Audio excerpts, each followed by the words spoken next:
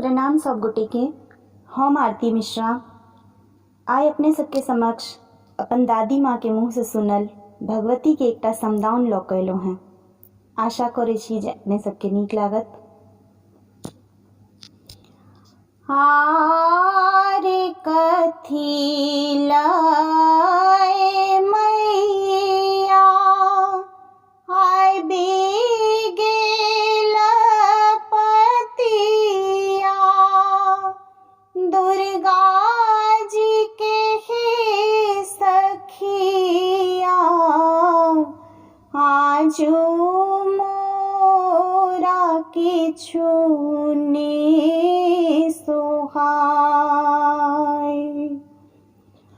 हारे कथी लाए मैया हाय गेल पतिया दुर्गा जी के हे सखिया आजू मोरा किछु ने सोहाय। आजू मोरा किछु ने सोहाय।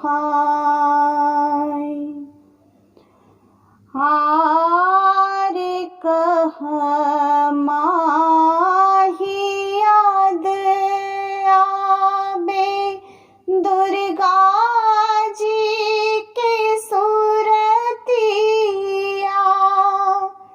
श्यामा जी के सूरतिया कह माही डोलय सिमर कह माही डोलय सिमर।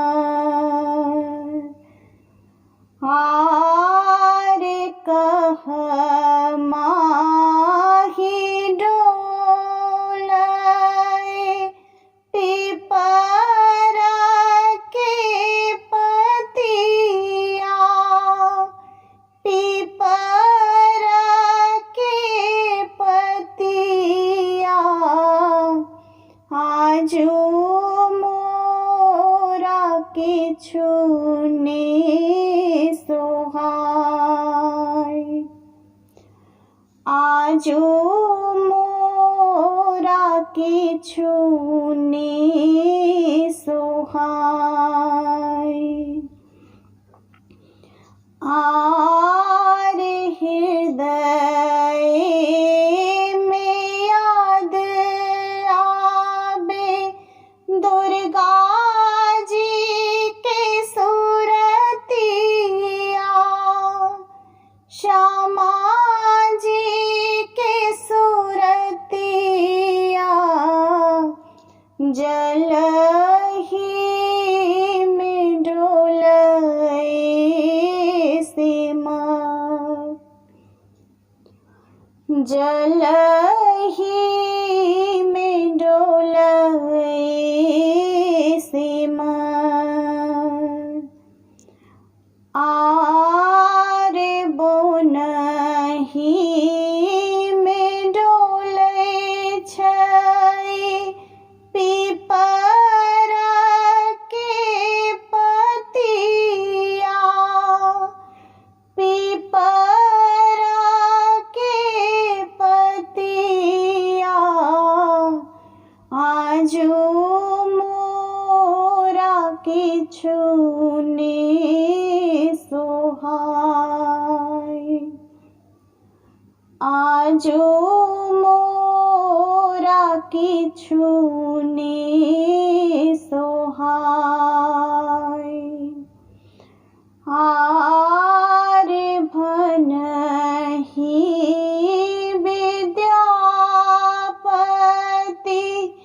सुनु मैया दुर्गा सुनु मैया श्यामा